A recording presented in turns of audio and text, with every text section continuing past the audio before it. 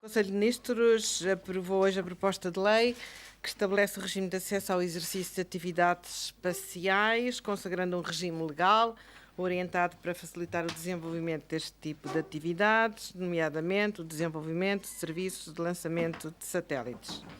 O Conselho de Ministros aprovou também o decreto-lei que estabelece medidas excepcionais de contratação de empreitadas de obras públicas, locação e aquisição de bens e serviços, que concilia a rapidez exigida pela gravidade dos danos causados nos concelhos de Monchique, Silves, Portimão e Odmira, com a defesa dos interesses do Estado e a transparência dos gastos públicos.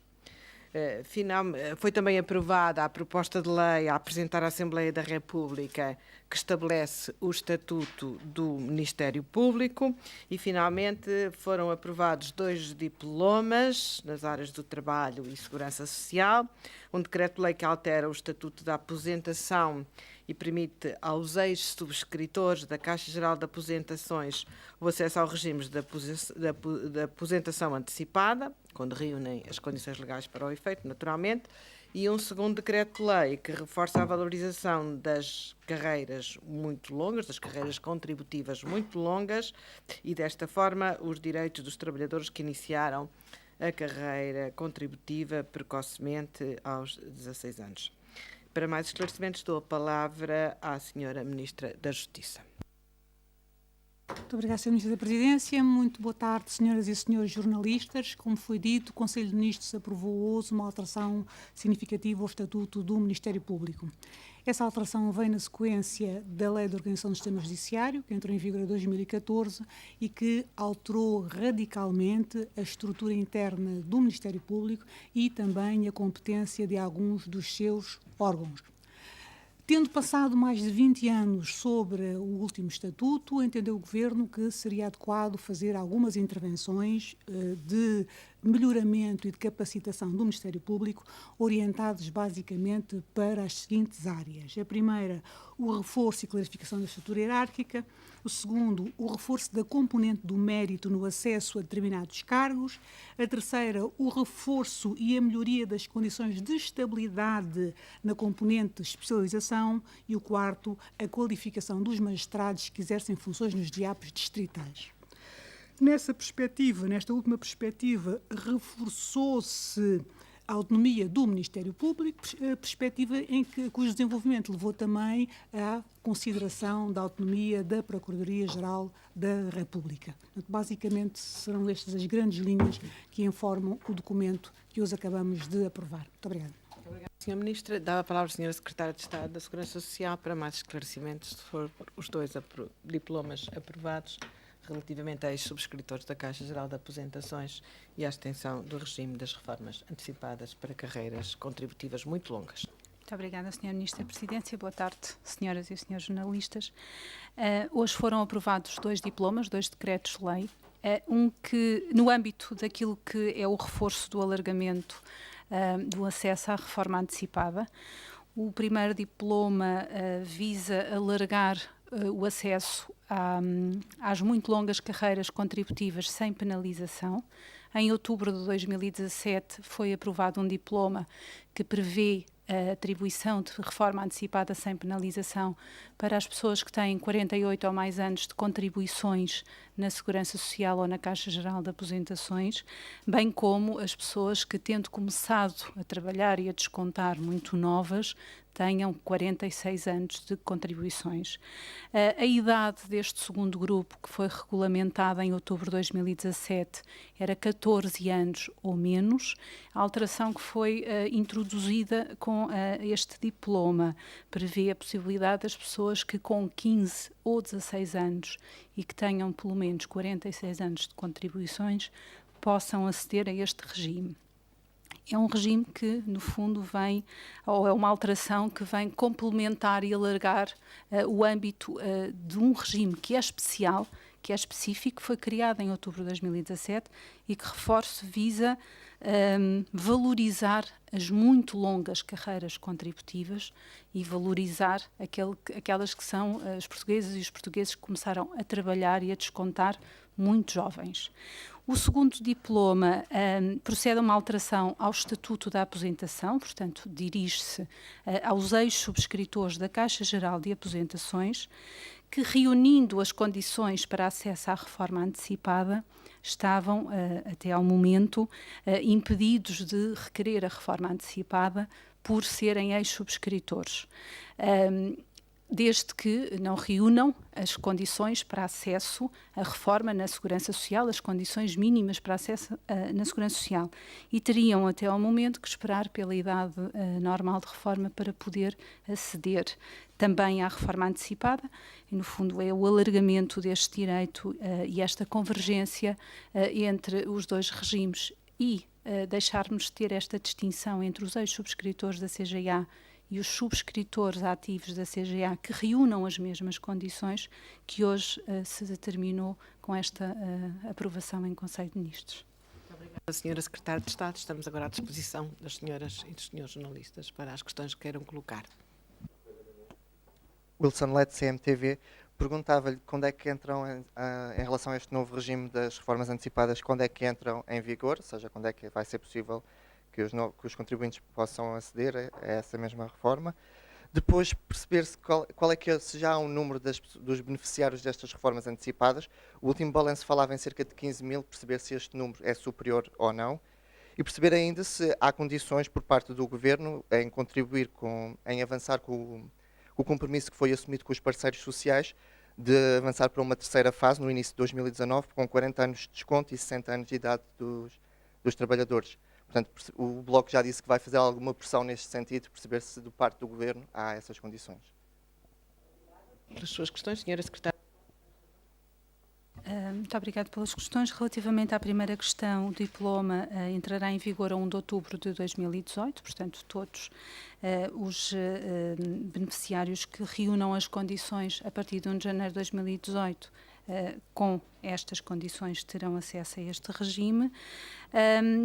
Em termos de número de beneficiários e em termos de volumetrias, esse dado é recente e, portanto, os requerimentos que foram deferidos no âmbito das muito longas carreiras, ou seja, do diploma que entrou em vigor em outubro de 2017, ronda exatamente os 15 mil pedidos com decisão favorável, sendo que mesmo com a decisão favorável, este Governo introduziu no início de 2016 um procedimento de informar todos os requerentes de reformas antecipadas para que possam, de uma forma exatamente informada e sabendo qual é o valor da pensão, optar por manter ou não o pedido. E, portanto, dos cerca de 15 mil requerimentos, temos cerca de 11.500 já atribuídos, já com resposta dos requerentes em como pretenderam manter e, portanto, já com a atribuição das reformas com estas condições.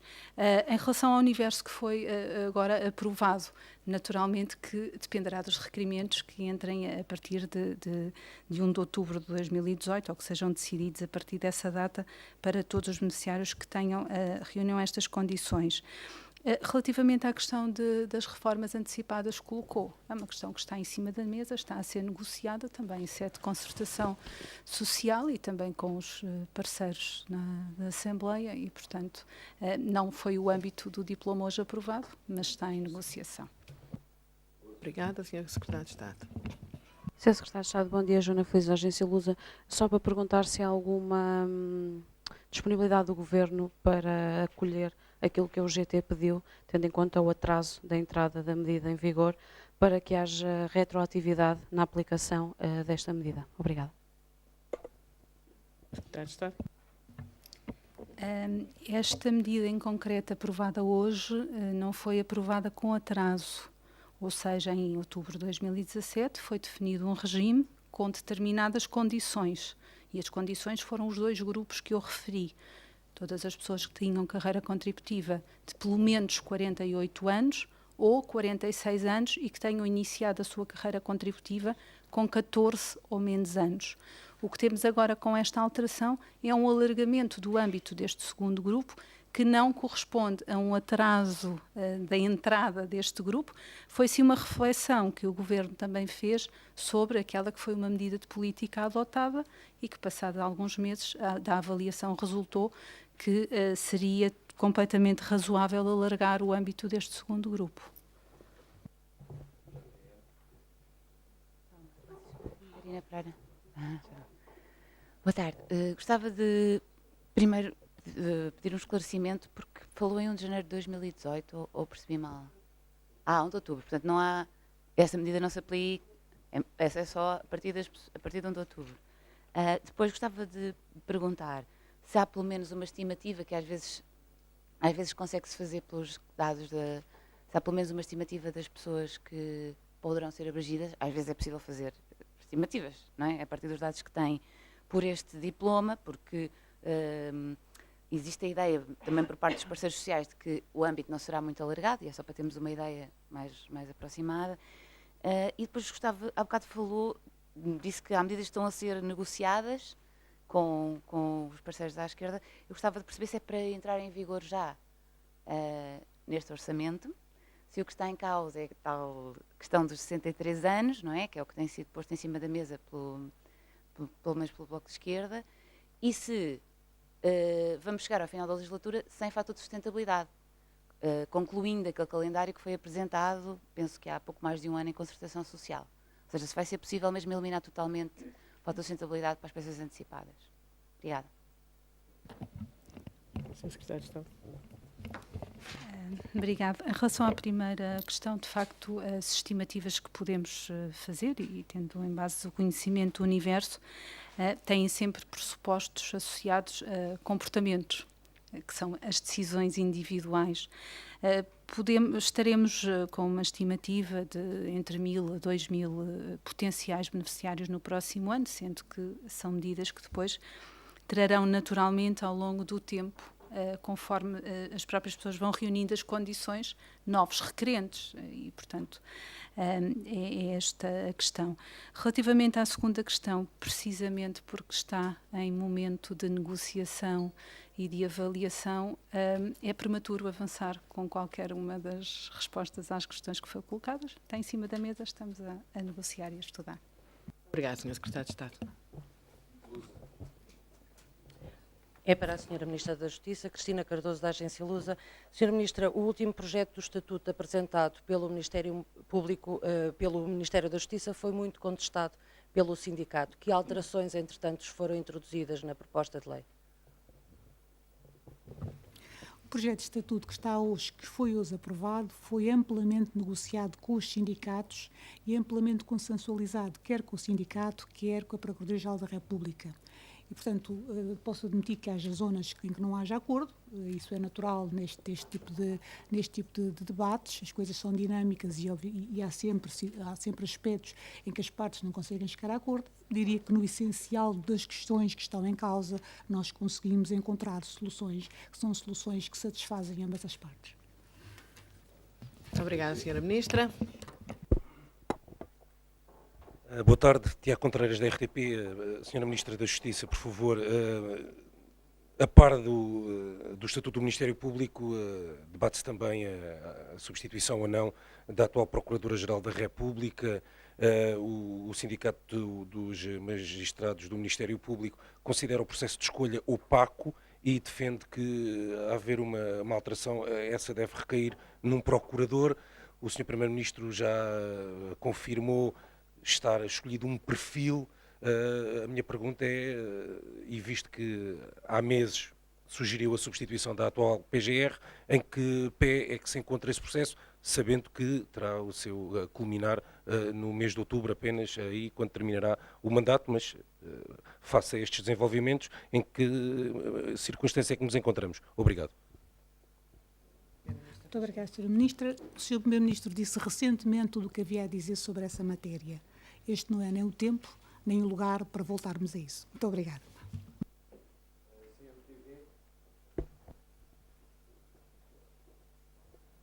Sra. Secretária de Estado, só para perguntar em relação aos 1.000 a 2.000 novos pensionistas que falou, qual seria o impacto orçamental deste alargamento? Sra. Secretária de Estado. Se o impacto orçamental, a confirmar-se estas volumetrias, ronda os 4, 5 milhões de euros em 12 meses.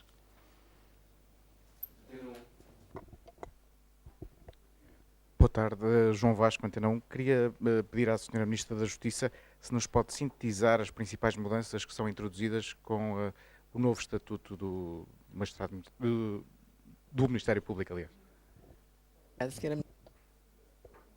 Claro que posso. No essencial, as grandes mudanças que são introduzidas têm a ver com a clarificação da estrutura hierárquica.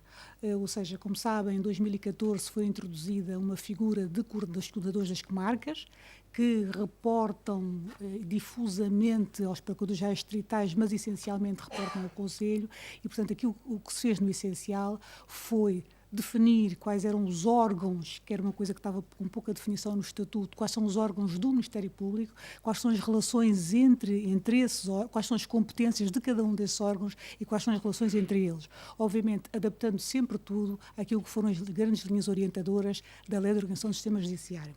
Paralelamente, há uma outra alteração que eu penso que é importante e que tem a ver com a consagração da chamada carreira plana, e que se reconduz àquilo que eu disse no início, que era um dos grandes objetivos, que é premiar ou, digamos que facilitar o acesso à progressão na carreira a pessoas, a magistrados mais talentosos e com mais capacitação para ocuparem certos cargos e que até agora não o podiam fazer porque os cargos estavam associados a categorias e, portanto, o magistrado podia até ter muito tempo, mas não tendo uma certa categoria não podia ocupar um certo cargo. Carreira plana vai permitir isso, vai permitir ainda uma outra coisa, que é, no fundo, sedimentar ou estabilizar a especialização no interior do Ministério Público. Este estatuto tem ainda uma outra dimensão, que é a dimensão do reforço da especialização. Por um lado, consagram-se regras mais adequadas no que diz respeito ao preenchimento de certos lugares, regras que têm a ver com a formação prévia. Depois, por outro lado, a carreira plana vai permitir que o magistrado que se especializou numa certa área possa permanecer nessa área e que possa progredir independentemente de ter ou não uma determinada categoria. Na primeira instância passa a haver uma única categoria. Uma outra intervenção que eu diria que é também importante e que os magistrados, que é uma grande reivindicação e que os magistrados falam muito, tem a ver com o reforço da capacitação dos chamados DIAPs distritais. Como sabem, há 4 DIAPs de sede distrito, nós passaremos a chamá-los DIAPs regionais, porque queremos acabar com a designação de distrito, e esses DIAPs são aqueles que lidam com o crime mais grave, com o crime organizado, com as questões mais complexas, nomeadamente até ao nível da criminalidade económica ou financeira. E até ao momento havia alguma dificuldade em fixar nos DIAPs distritais magistrados com mais experiência, porque obviamente esses magistrados pretendiam ser promovidos e não tinham condições para ficar, porque não havia lugares, vagas, nos DIAPs distritais. O que fizemos foi também uma intervenção, no sentido de assegurar que essas pessoas que estão nos DIAPs distritais possam permanecer, com experiência, possam permanecer nos DIAPs distritais e garantir assim que esses DIAPs tenham, digamos que as pessoas com mais experiência e com melhor capacitação para responder a esse crime mais grave, a esse crime mais organizado. Então, mas penso que é o essencial daquilo que é possível dizer.